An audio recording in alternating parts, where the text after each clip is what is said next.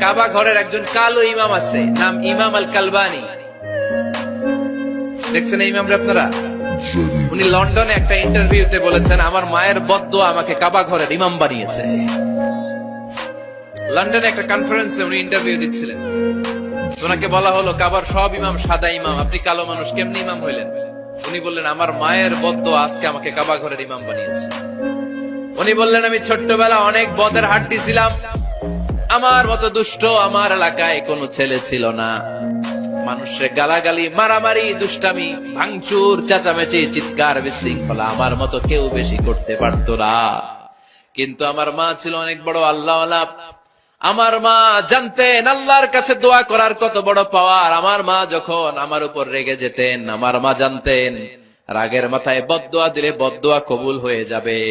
এজন্য যখনই আমি বেশি দুষ্টামি শুরু করে দিতাম, আমার মা রেগে আমারে